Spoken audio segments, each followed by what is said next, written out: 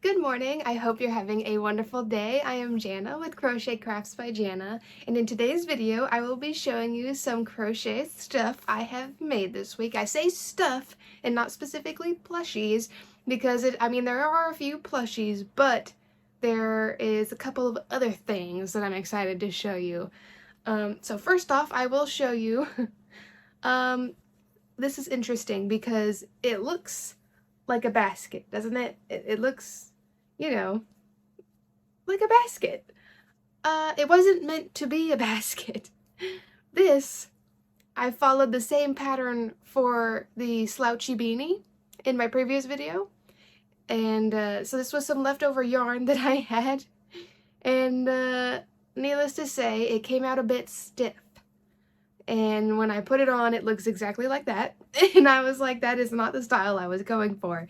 So I added handles and called it a basket. The credit for that goes to my husband because he was like, that looks like a basket to me, just make it a basket, add some handles. I was like, okay, I can do that. I think maybe it came out stiff because I used too small of a crochet hook. But either way, I mean, it still looks nice. It could be like a little purse, really. It could be like a bag of some sort. I don't know. But yeah, that is that. That is one of the things I made this week. Not what I was going for, but it is what it is. You can't be perfect. Nobody's perfect. I'll just set that back there. Up next is this headband. Here it is. Look at that. I used that gradient yarn I showed you in my previous video. I think it was called Impeccable, and I got it at Michael's, but here it is. I really like the gradients and how they came out, and I love this braided look. And then you make, like I said before, you make 5 strands and you braid it, and at the end you crochet onto the hair tie there. Look at that. I'm pretty happy with how it came out. I really like this design of a headband. And yeah, like I've said before, I don't know how to wear them, so I'll have to look that up and figure out how to properly put this on my head because I have no idea. But yeah, here is that. I finished Toothless. Ta-da! There is Toothless. It's kind of dark in here, sorry. It has been a very gloomy day, so the lighting is not ideal. But there is my finished Toothless, and of course gave him his little red wing. Oh my gosh, I love the way he turned out, and I love working on Toothless. He's adorable. My favorite dragon. Got the spikes on there and everything. And I'll pull out the Light Fury for a little comparison. Look at them. They look so good together. It makes me so happy seeing them together.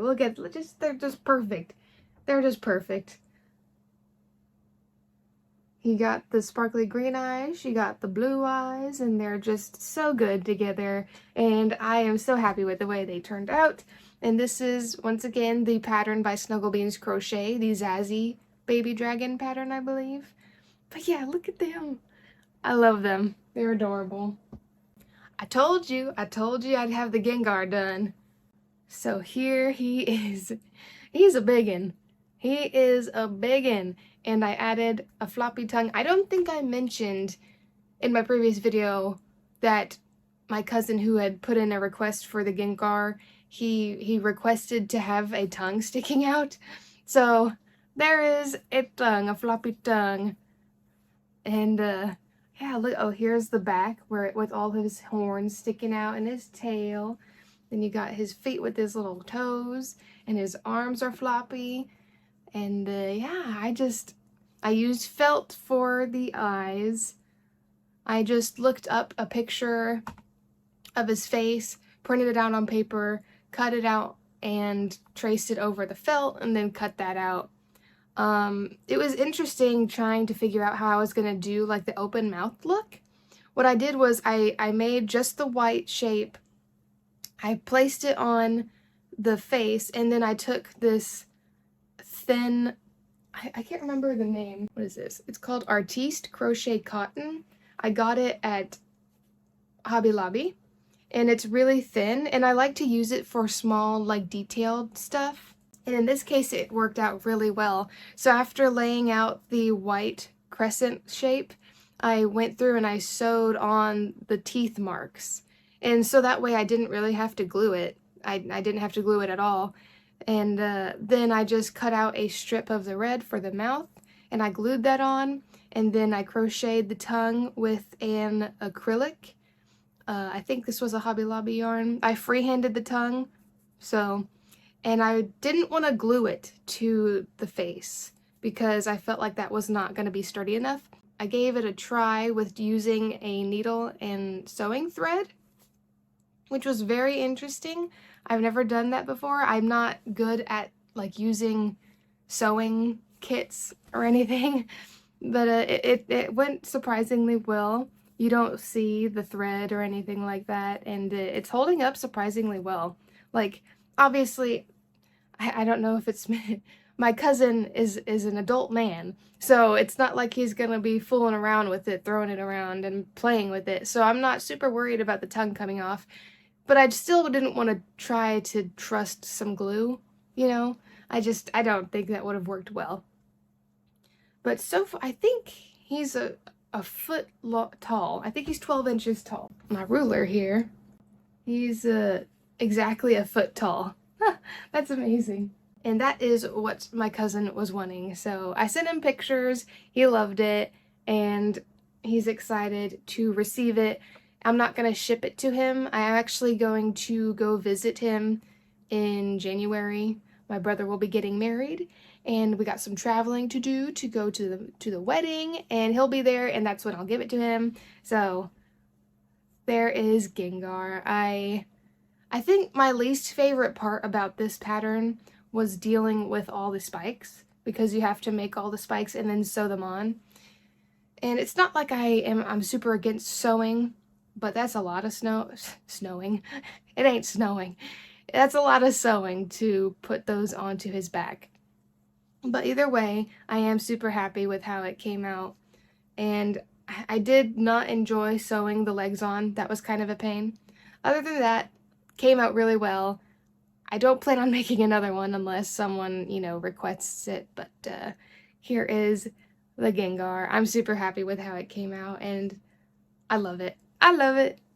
And the final thing I have to show you guys, I've actually never mentioned it before. I don't have it in any videos, like previous videos, because it's kind of been something like I haven't really planned on finishing soon. I started it a while back, and it was just kind of one of those things that I would work on at night when I'm just relaxing and my husband and I are just like watching TV or something.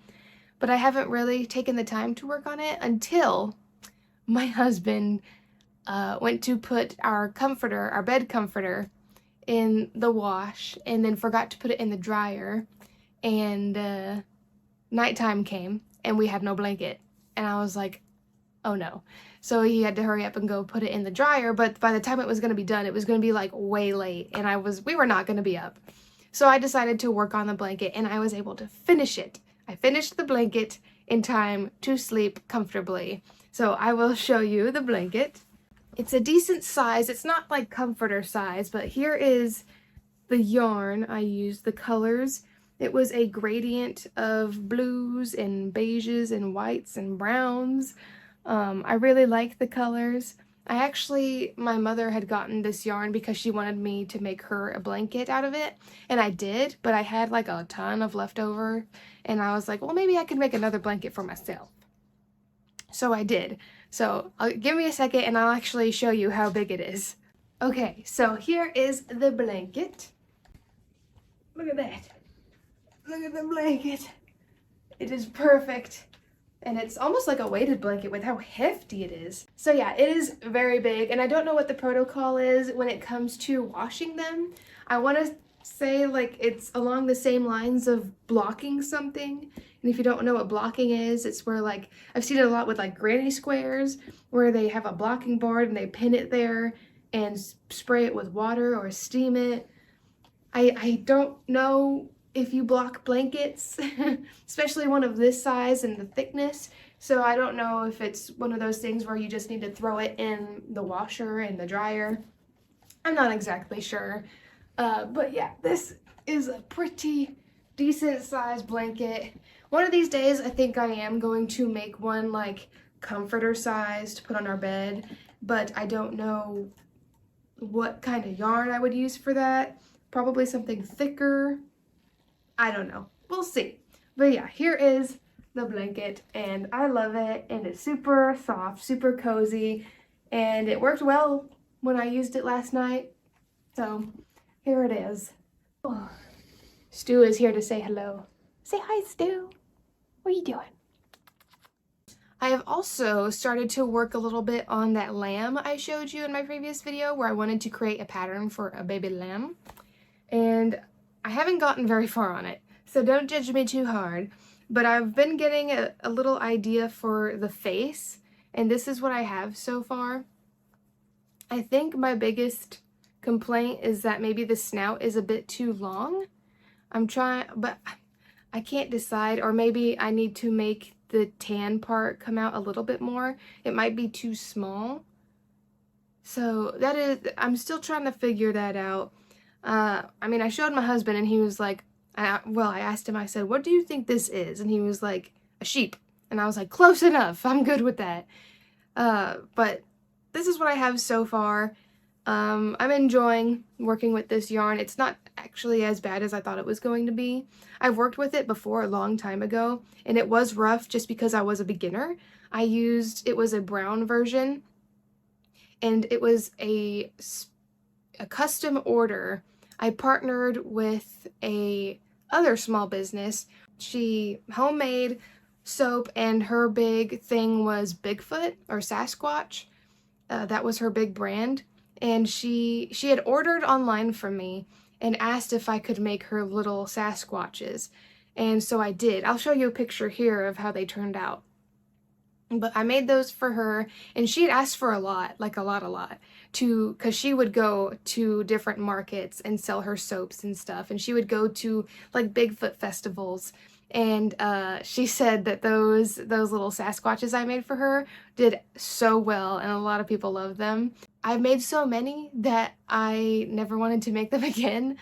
That, I mean, it happens where you make a ton of one thing and you're like, oh wow, I never want to touch this again. And that was what happened with those little Sasquatches. I made a whole lot and was like, okay, I'm taking a good long break from these. But I mean, they are cute, and that pattern, I believe I got off of Etsy, and I'll make sure to link it in the description. Everything I will have linked in the description for the patterns. I freehanded the blanket. I just did half double crochets in every row. So that's just, I don't know if that's the best stitch to use for a blanket. I'm not an expert. So if you know a better stitch for a blanket, please let me know. But yeah, so this is the lamb I'm working on. I think I need to increase the tan of the face. I think it's just a bit, the start of the white fur is too soon. So I think it needs to be more tan in the face. But that is why it is, takes time to create patterns, and there's going to be trial and errors, you know, but so far it's not a bad start. If you have any input on what I could do to make it look more lammy. I know that's not a word, but to make it look more lammy, please let me know. Comment and let me know. It is Christmas Eve right now, so that is super exciting. I got my Christmassy sweater on. Here, I'll try to get you a good view of it. It says, I'll be back. And he has his little twig hand sticking up. If you don't know the reference, it is from the movie The Terminator. I got this a long time ago. It was actually gifted to me, but it is like one of the most comfiest sweaters I have, and one of the only Christmas sweaters I have. I only have one other, and it's like an ugly Christmas sweater, and it's all a Christmas story theme. That is like my family's go-to Christmas movie. That is our tradition. We have to have a Christmas story on, like, all day on Christmas Day. And actually, one of our Christmas traditions, if you've seen A Christmas Story, you know that they go out to eat at a Chinese food restaurant on Christmas Day. And we have a little tradition of our own where instead of Christmas Day, on Christmas Eve, we go eat Chinese food. And I know it sounds super silly, but it's just something we've always done. Like literally every year, Christmas Eve, we go eat Chinese food. So later today, we will be eating Chinese food, and I'm pretty excited. I love Chinese food. Which I want to hear what your guys' traditions are. I know ours can be a little bit silly. You know, there's a lot of people that are just like, oh, that's weird. But it's like, oh, come on, just have fun. So I want to hear what some of y'all's silly traditions are. I'm sure y'all have plenty of awesome ones. I'm so looking forward to Christmas Day. I know it's going to be such a good day, and there's some good gifts. My mother and I went in on a gift for my husband. I'm trying to be quiet because he's in the house right now. He has today off. And it's something that he has been totally dying for, and I don't think he is expecting it at all, so I'm super excited. I'll probably show you some footage in the next video of him opening his gift because it's probably going to be amazing. So I'm super excited for him to open it.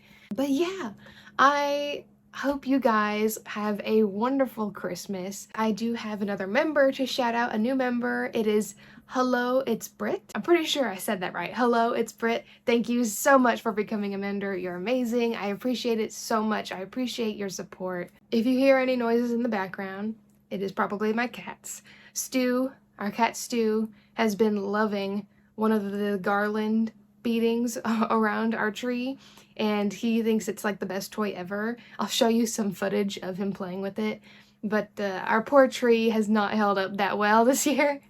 There's been plenty of times I've caught them trying to climb the tree on the inside, so that's been fun. I hope your guys' trees, if you have cats, are doing well and not completely falling over. But yeah, that's everything I've made this week. Not a whole lot, but it's been kind of crazy with the holidays, doing some running around, getting last minute things for gifts and getting food and all that, preparing for Christmas Day. We're not doing anything super crazy for like Christmas, like food-wise. We usually go all out on Thanksgiving, and then Christmas we do just kind of like finger foods. I don't know if I've mentioned it, but I'm on the keto diet, so I don't eat carbs or sugar. That's for medical reasons. Someday I'll go into my medical thing as to why I do the keto diet, but I have to do it. I really have to, or else my life would be miserable. So I found a recipe for a keto eggnog, and it came out amazing. So later today I will be making that for Christmas Day, and I can't wait. I can't wait. Unfortunately, it's not going to be a white Christmas. I would love for it to be a white Christmas, but it ain't looking that way, unfortunately. It snowed. It has snowed, but it's all melted, and the temperatures have risen a little bit, so not a white Christmas, but that's okay. We'll still have a great time. We'll still have a wonderful day of hanging out with family. Here I am rambling to you guys. I'm sorry if I'm talking your ear off, but I suppose I will get going now. If you haven't yet, please subscribe so you can get notified when I upload next. I try to upload at least once a week. I don't know what days. I usually try to do it on either Tuesdays or Wednesdays. Around that time. Just know there's a video from me every week, so keep on the lookout for that. Here soon I'm going to be uploading a YouTube short of my favorite way to start magic rings with using chenille yarn, because sometimes, like there for a while, I was struggling with starting magic rings out of certain chenille yarns because they kept breaking, they kept shedding, they were nightmares, they could not close. So I found a little tip on how to do it, and I want to show you guys on how to do it because it has saved my life on a lot of my projects, especially this guy right here. But yeah, a lot of the magic rings out of chenille can be a huge pain in the butt. So this way, it makes it so much easier. So that's why you should subscribe and keep on the lookout for that short video I'll be posting on how to do that magic ring in case you don't know of it already. I'm sure you might have, but I just want to post it just to be safe because it has saved my life. But anyways, guys, thank you so much for hanging with me and letting me talk your ear off. I hope you have a wonderful, wonderful Christmas, whether it's with your family or friends, or if you're just chilling on your own, enjoying your own time. Everyone celebrates it differently, but I hope you have a wonderful Christmas and a happy new year, and I will see you in the next video.